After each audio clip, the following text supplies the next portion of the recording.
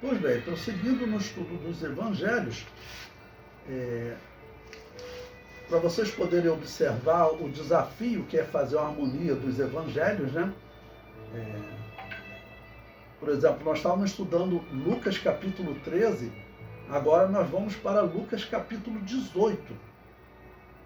Os evangelhos, eles não estão em ordem cronológica.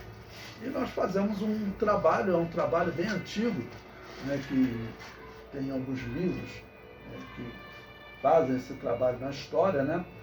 Tem o livro Harmonia dos Evangelhos, de Egídio Gioia, e eu considero o melhor livro desse trabalho de harmonia. Então, Jesus está na Judeia, ele estava em Efraim, que fica a 23 quilômetros, e ele está voltando para Jerusalém, e as pessoas estão questionando, ele está dialogando, né? Então, como eu disse para vocês, esse é o momento em que nós temos assim uma maior concentração dos diálogos de Jesus, até porque ele está falando abertamente sobre a sua morte, e também a liderança de Israel toda já decidiu por matá-lo, né? Pois bem, agora o item 17, na página 85, é a parábola do fariseu e do publicano. Lucas capítulo 18, versículo 9 até o versículo 14. Nesse trabalho dos evangelhos, eu estou procurando sempre fazer a leitura completa do texto, porque isso é significativo, né? Estamos estudando as palavras de Jesus, então vamos estudar detalhadamente.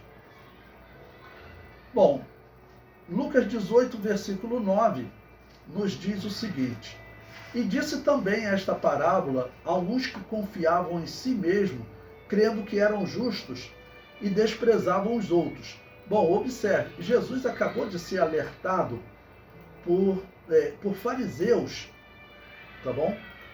E essa parábola que Jesus vai falar agora, que pode soar como uma crítica pesada, mas na verdade o que ocorre é a crítica, seja ela pesada ou não, a crítica, ela tem a finalidade de salvar a pessoa, vamos colocar assim, né?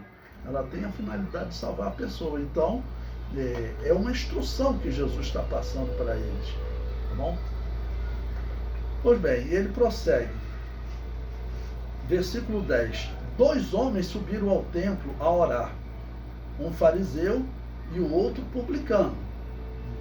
E os fariseus que vieram alertar Jesus do ódio de Herodes. Então esses fariseus são, vamos dizer, simpáticos, mas Jesus vai dar uma instrução a eles como eles devem ser humildes.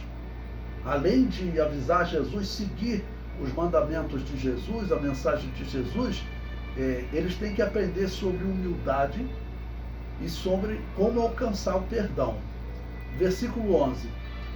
O fariseu, estando em pé, orava consigo desta maneira: ó Deus, graças te dou, porque não sou como os demais homens, roubadores, injustos e adúlteros, nem ainda como este publicano. Ou seja, vocês lembram-se que publicano era uma classe bem odiada em Israel, porque eles trabalhavam recolhendo impostos do pobre para entregar aos romanos, era o trabalho deles, né? E muitos deles também acabavam roubando, recolhiam tanto e dizia para Roma que tinha recolhido tanto, ou então Roma mandava recolher, um exemplo, você vai pegar de imposto aí R$1.000, um exemplo, em moedas de hoje, né? Ele ia e dizia que Roma estava exigindo 1.300 e ficava, né, com R$300, e Roma já dava uma regra sobre quanto ele deveria cobrar. Havia sempre, infelizmente, os fraudadores, né? Mas esse fariseu aqui, vamos dizer, parece ser um fariseu correto, tá bom? Ou seja, ele não roubava. Pelo menos na sua oração a Deus, ele está dizendo isso, né? Então ele se compara a homens que roubavam, que eram injustos e adultos, ou seja, dizendo que ele não era. Tá bom? E prossegue, versículo 12. Jejuo 2 vezes na semana e dou o dízimo de tudo quanto possuo. observe que é importante, né? A lei exigia que ele jejuasse uma vez por semana. Ele fazia além da lei. Então era um fariseu correto. Por isso que eu disse, a parábola ela não é feita para massacrar o fariseu, mas esse fariseu que era correto, a parábola do fariseu e do publicano, ela é dita por Jesus para que ele se aperfeiçoasse. Tá bom?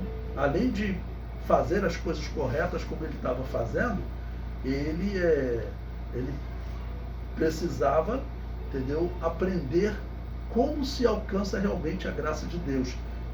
Não adianta você só não roubar, não ser injusto, não ser adúltero. Não adianta você simplesmente não fazer as coisas erradas. Você tem que fazer a coisa certa, que é como chegar na presença de Deus, receber o Messias que Deus enviou. Tá bom? Bom, no versículo 13, Jesus prossegue. O publicano, porém, estando em pé,